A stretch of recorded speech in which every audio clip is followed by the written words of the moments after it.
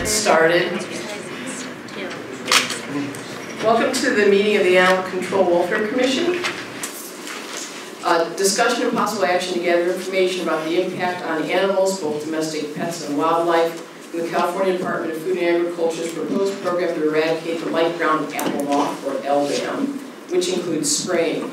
Discussion will also focus on what pet guardians and others should and should not do to protect animals under their care in the event of spraying or the other components of the eradication program. Speakers will include Dr. Bob Dowell, Director of the LBAM program at the California Department of Food and Agriculture, and opponents of the spraying. Possible actions include sending a letter to the Board of Supervisors that includes the information gathered during the meeting about the eradication program's impact on both domestic animals and wildlife, and possible support for the supervisor's position opposing spraying. For those of you that are perhaps new to our commission exists to advise the Board of Supervisors in San Francisco on issues involving animals. We have several speakers, invited speakers, and we'll start with them. The first speaker is Dr. Bob Dowell from the Department of Food and Agriculture, California, and he's the director of the light brown apple moth program. So we know the pheromone can work. We know the pheromone has the ability to knock back the light brown apple moth population. We're simply going to take one further step, and instead of controlling the population, we're going to eradicate it. And again, we have used the same format in terms of the philosophy of how we choose our tools very successfully in the past. I have several concerns about this, about the program. I don't know where to begin, but maybe what is the science or the statistics that justify doing this? Well, my concern is the spread of how much area is going to be affected, and what is the statistics that justify emergency use of this that's bypassing all kinds of environmental safeguards? We applied for went under the emergency exemption under CEQA, and the judge in Santa Cruz disagreed with us and ruled that we had not in fact proven that there was a sufficient immediate threat of property damage. Okay. The judge in Monterey, who heard exactly the same argument today, has said he'll rule sometime. Can't tell you when. Those of you who are acquainted with those things, from what the lawyers tell me, is it could be 2 hours, 2 days, 2 months, or whatever. When we look at light brown apple moth, we look at several things. One is, are we prolific as it eats a wide range of plants? 2, what do people do other places to deal with the light brown apple moth? And the answer is most of the places they spray. Okay. Primarily at agricultural crops, because that's where you can get some statistics and some feeling for what people do. They treat for 2 reasons. They treat to prevent crop damage. The insect will eat trees, it will eat foliage, it will eat conifers. It simply rolls bunches of conifer needles together to make a home and eats the needles. It'll eat fruit. It likes grapes, it likes grape flowers, it likes grapefruit, fruit of the grapes. So people will spray to prevent the damage. They'll also spray to prevent quarantines. That is the prohibition against moving their materials unless it's proven to be free of the insect. And we know from other studies done by the University of California that people spray to protect their plants. So we look at this and we say, okay, what's this insect going to do? It's going to cause potential crop losses. People will spray to stop that. It's going to cause a quarantine. People will spray so they can move their materials. It's going to cause defoliation, potential damage to plants. People are going to spray to stop that. So when we look at all this, our conclusion, when the same conclusion from the USDA was that this insect will cause damage, it will cause increased pesticide use. If it's not eradicated from California, as populations increase, damage will increase, pesticide use will increase. As the insect spreads throughout California, pesticide use will increase. And that's into the foreseeable future. We don't want to live with that. Excuse me, I have a follow-up on that. Apparently the apple moth has been here for some time, and it hasn't been that big of a problem. So I don't understand the emergency need now. And talking about future projections, but what has it done so far that's such a concern? Okay, this is the Jim Gerrie's 30 to 50 years. We disagree with Jim on how long the insect may have been here. There was a trapping effort done in 2005. We trapped a wide range of areas in the state of California and caught no light brown apple moths. We trapped a number of sites in Santa Cruz County in 2005 that are virtually identical to the sites we trapped in 2007. We were catching large numbers of moths. We don't believe the moth came in only in 2006. It came in several years, a year or two, several years before that. It takes a couple of years before the moth was detected. So our view is, and it's shared by a number of other scientists, including scientists familiar with population dynamics of moths from the Forest Service, this is a fairly new invasion. It hasn't been here for decades and decades, sort of sitting in the background, going nanner, nanner, nanner, no one's found me. We see the populations when we look so far this year at the trapping data from 2008 compared to 2007, and there's not a whole lot of overlap in temporal sequence on when that occurs. But for example, in Alameda County, we've already seen two weekly trap catches that exceeded anything we saw last year. We see the same sort of thing in Contra Costa, Monterey, Santa Cruz counties. We see the population increasing potentially quite rapidly. Our goal is not to wait until there's a huge amount of damage and then go, gee, the damage is here, and now the moth is too widespread to eradicate, I wish we'd done something. And it's a judgment on our part, and this is the judgment we've made. We don't agree, and have again to quite a few experts that we've talked with Jim Carrey's assertions, and Jim in line of us, experts on his side. Those of you who are acquainted with the university system and the experts in the university system know that, hey, we can get up from both sides and argue these things for hours. It's good things for over beer. But again, we don't believe it's been here that long. We believe that the potential for increased pesticide use in the foreseeable future is something we don't want. People have asked, well, they live with the light brown apple moth in Australia, New Zealand, can you live with it here? Yeah. That's not the question. The question is, can you live with the consequences of living with it? And that's the increased pesticide use in the foreseeable future. And that we say no. So we disagree with Dr. Gerrie and others on that. Farming in the Central Valley has changed a lot over the years that I've lived in California. There used to be a lot of hedgerows and trees and places for birds.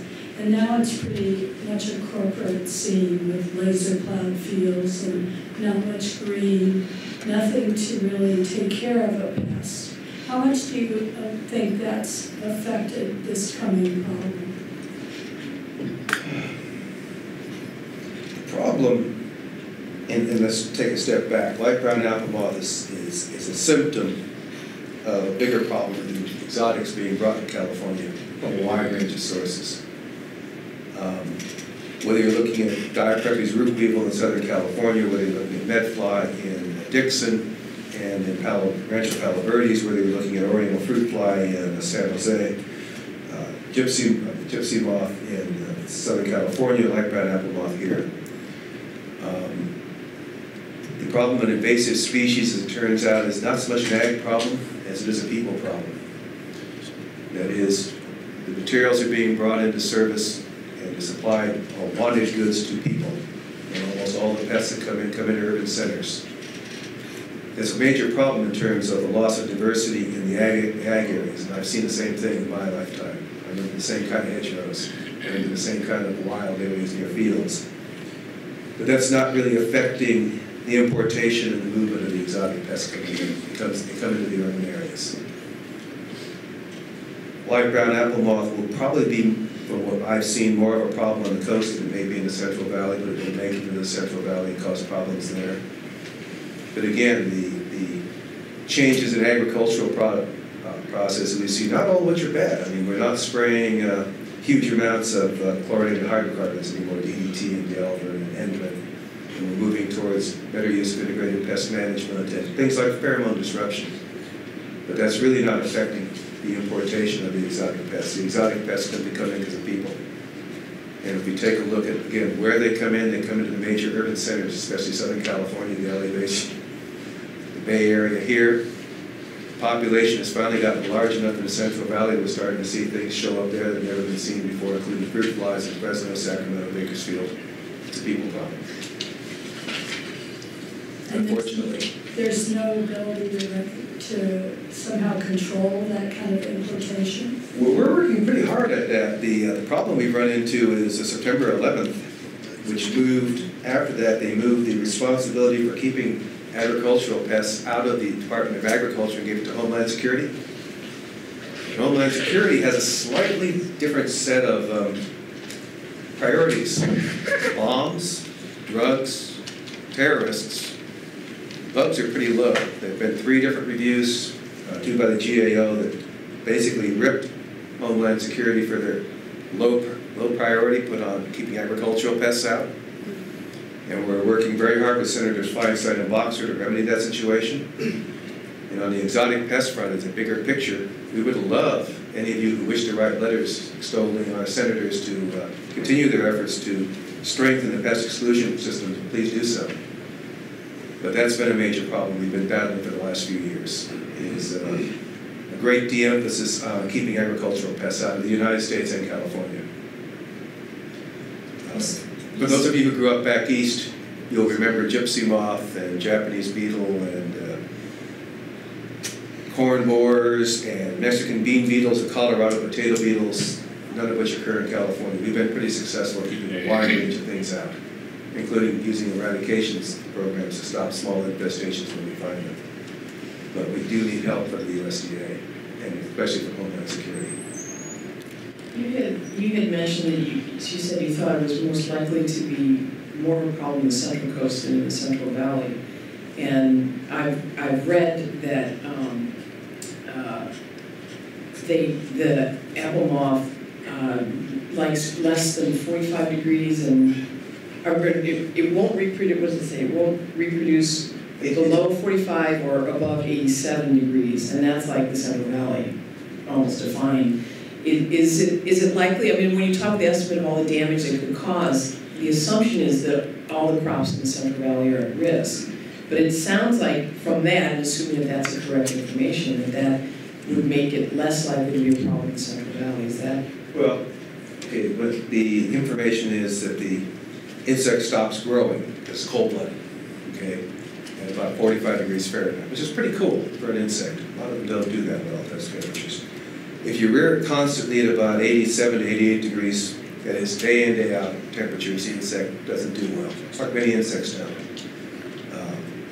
And that gives us a parameter so we can develop models and take temperature information and predict how the insect's going to develop. Very, very effective tool. The real world has fluctuations in temperature, and the very hot weather in the Central Valley, and especially as you get to the far ends, Bakersfield and Reading, we'll pick on them for a minute, with much, much higher temperatures than, let's say, Sacramento, Stockton areas. You're going to see some reduction in the ability of the moth to survive and populations to develop because of the high temperatures in the summertime. It doesn't mean the moth won't be there, won't be a problem. The pest risk the crops is there, but we don't want to diminish the risk to backyard gardeners. We know from UC studies that 50 to 80% of the homeowners in California spray outside for pests. 3 to 7% of those people will spray for pests on their crops, on their plants. In California, with all the homeowners we've got, that's a lot of people, okay? It doesn't take much. Some of those kind of statistics are a huge amount of pesticide use.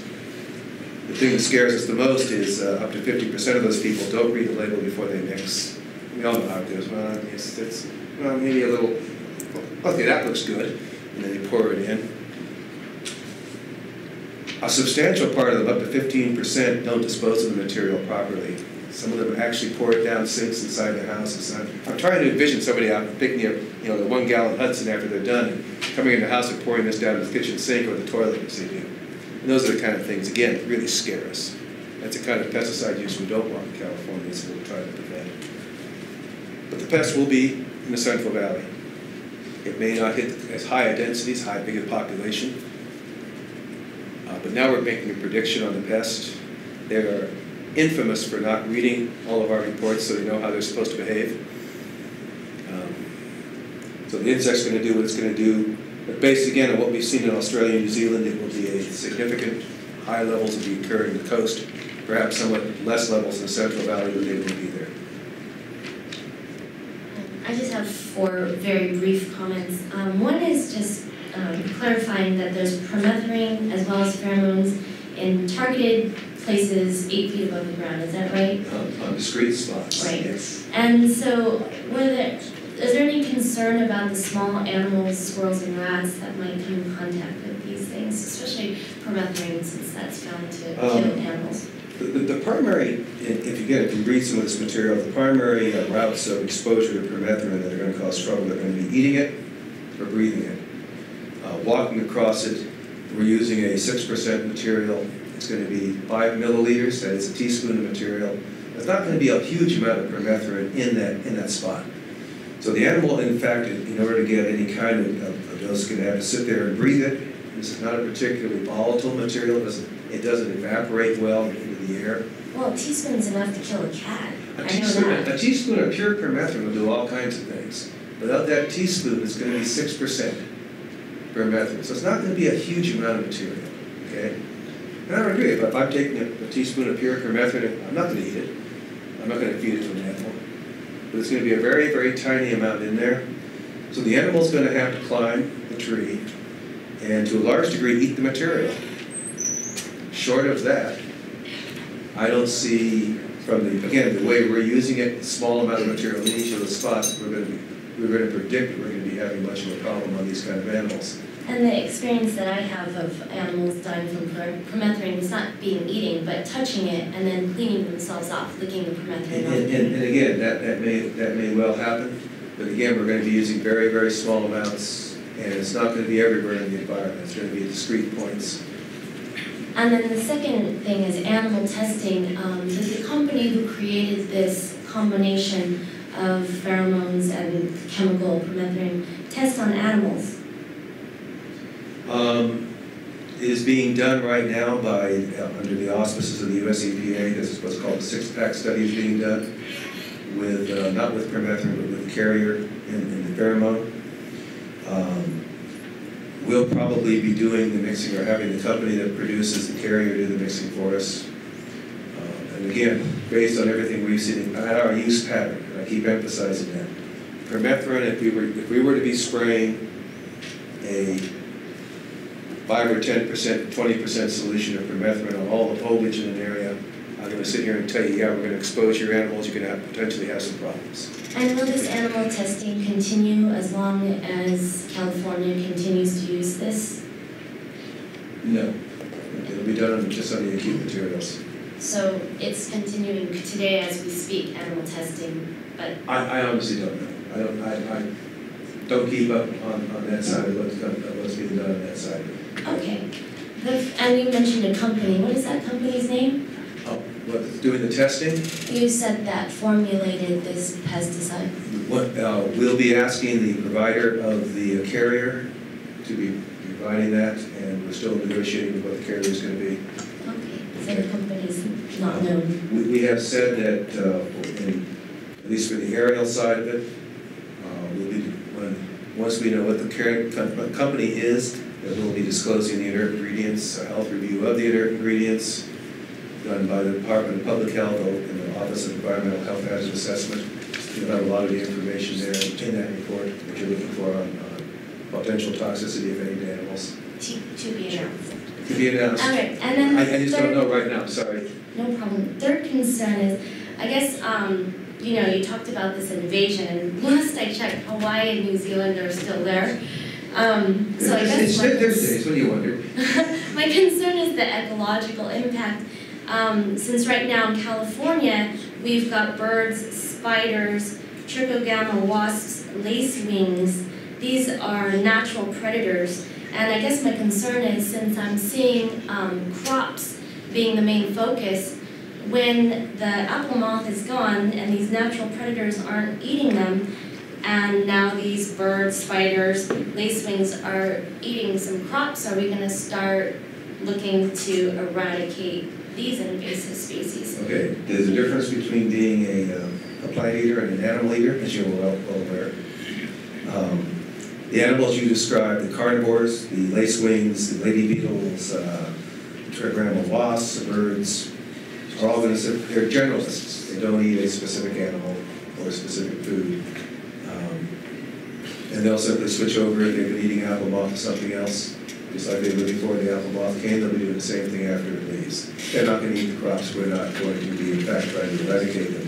Quite the contrary, we want to make sure that everything we're doing doesn't kill huge numbers of those, so we don't cause secondary pest outbreaks and cause even more pesticide to be used. So that's not going to happen. And my last, fourth comment is more of a comment. I'll be the first one to speak up for those Argentinian ants. And I just want to say I actually oppose any large scale of killing. Thanks. Thank you for your time. Congratulations, you are the first person to speak for the ants. What about our foggy, windy nights? Yeah, those are going to break havoc with our aerial sprays. And we recognize this. And it's something we're simply going to have to work with. Quite frankly, from an aerial perspective, we have 3 problems in the city. We have the water surrounding you on 3 sides. We have downtown with the large buildings and wind effects. And we have the fog, and we have the wind. Right now, the schedule brings us up here in October, which is a better month than many to be up here spraying it from the air at night in terms of the weather. That's something we're going to have to work with. We have guidelines on that. We do not spray if there's going to be winds above 10 miles an hour, the drift problems. If there's a 50% chance or better of rain the night of the spray or the next night we don't spray, we'll have to adjust that for the fog. So that's something we're going to have to live with, and that's an operational concern we're just beginning to face. We're scheduled to go into the aerial sprays in August in Santa Cruz and Monterey, and that's where we're facing those issues first, and we'll deal with them there before we come up here. I can't tell you exactly how we're going to get around all some of these problems until I see what time of the year we're coming in and exactly what the weather's going to be looking like. But we'll be dealing with those issues. Obviously, you can't fly a plane when you can't see. Okay? So we're not going to be spraying at nights when it's socked in with fog. And we're not going to be spraying at nights when the wind is blowing heavily. Our notification process is that if we in fact cannot spray, we will re-notify by first-class mail again to all the residences. There'll be at least a 3 to 4 day notification period before we attempt to reschedule a spray. So again, it won't be we didn't spray last night, we'll spray tomorrow night. That doesn't happen. Short-term effects, I think, are pretty easy, particularly if they have an endpoint like death for a creature. Long-term effects and carcinogenicity is something that comes with repetitive events, and I wonder what you think about that or how you address that. And again, we rely on the information that's available. For example, the materials we sprayed in Santa Cruz and Monterey, none of those materials are on the Prop 65 list. None of those materials are listed as a carcinogen in the National Cancer Institute. None of those materials are listed as a carcinogen, and it's an international group on research on cancer. These materials have been reviewed by DPH, Department of Public Health, by the Office of Environmental Health Hazard Assessment. I think you've seen those documents. None of those groups projected that there would be any human health effects. We'll stick with that for the moment. Of these materials, there was a follow-up study done on the 800 some odd, mostly self-reported health complaints from Santa Cruz, Monterey. And again, that was reviewed by Public Health and OEHA. These are the responsible governmental agencies. And they found no link between our activities and those health reports. They don't claim to be able to tell you why everybody got sick. It's not possible. But they will also note in there that the levels of reports coming out of Santa Cruz and Monterey did not rise up above what's expected on background level for people just generally getting sick every day. Many people get sick. The difference is that people got sick the day or two after we sprayed. And again, it was a temporal sequencing. They assumed that because B followed A must have caused B. And that's in fact oftentimes not the case. It's like having a very windy day and going out and feeling miserable, and you sit back and go, the wind must have blown something in that made me feel bad. Well, lots of reasons for feeling bad, including bad shellfish you had the night before. Lots of things can happen. What about, there's been a lot of concerns raised about impacts on bees and concerns especially with the smaller microparticles if you use that format. that they're the same size as pollen, and the bees will take them back to the hive, and then you have this continual exposure to some chemicals in the inert ingredients that may be toxic to bees. Right. How do you respond to that? Yeah, when I talk to the beekeepers, I talk to people at the Extension, at University of California Extension on bees. They're delighted we're not spraying malafide. They're delighted we're going with the pheromone, with the inert ingredients in there. They don't see that as a problem. They don't see these things as being toxic to the bees. The bees are getting killed by lots and lots of things. There's an article, I think, today in the paper, or yesterday, one of the papers I was reading, colony collapse disorder. For some reason, colonies are dying off. The bees are packing up and leaving the hive and absconding, going someplace else. Lots and lots of reasons for the bee kills, ranging from varroa mites, a mite that feeds on the blood of the bees. The big mite sticks itself on the bee and sucks the fluids out of it, goes in and kills the larvae in the hive. There's pesticide poisoning because people aren't notifying the beekeepers properly. There's environmental conditions. There's all kinds of things. But we have not seen any evidence that would indicate that any of these materials where we're using them are going to cause bee kills. There's also some concern that because the microparticles were sticky on the outside, they might literally coat bees and they might not be able to fly. Is that a concern? No, I don't. I think, again, the rate we're using, the amount of material we're using per acre. Material is sticky, but it's not what you would envision a sticky ball or sticky paper. It's designed to stick onto the surface of the plant material, other surfaces. We don't want it washing off particularly easily. We want it to stick out there and slowly give off the pheromone to do the job we want. So no, we have not seen that as a problem. Again, when I talk with extension bee people, that's not something they raise.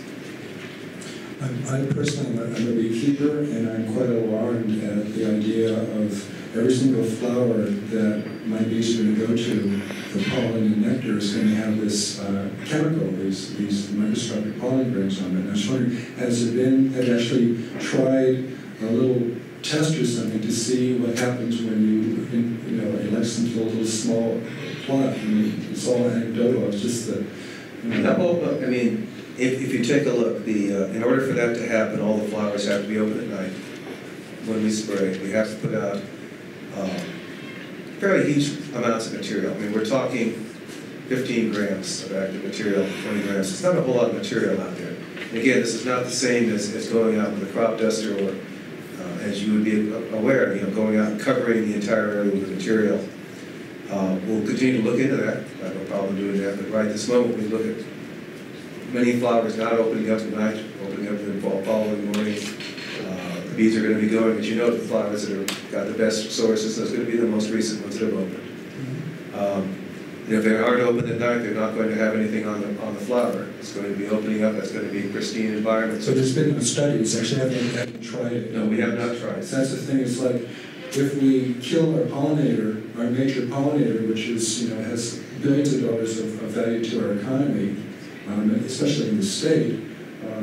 It just seems to be wise to do a little testing before you apply it over again. Hundreds of square miles. No, I agree. But again, like I say, when we sit down and ask some of the people responsible for this and say, do you project there's going to be a problem? They don't project a problem. We can look into it some more, and we will. If I was talking to people like Eric Musson of UC Davis and Eric Quinn, God, for heaven's sakes, don't do that. That's one thing. And he goes, oh, you're not. This is great. You're not spraying a pesticide. You're not saying it's spraying an insecticide, and that's where they're happy. I just met with him last night. He was a talk up in Marin County Beekeepers, and he was quite concerned about it. Okay, then I'll double check it and see. Again, when I talk with him, I'll find out if he's changed his mind.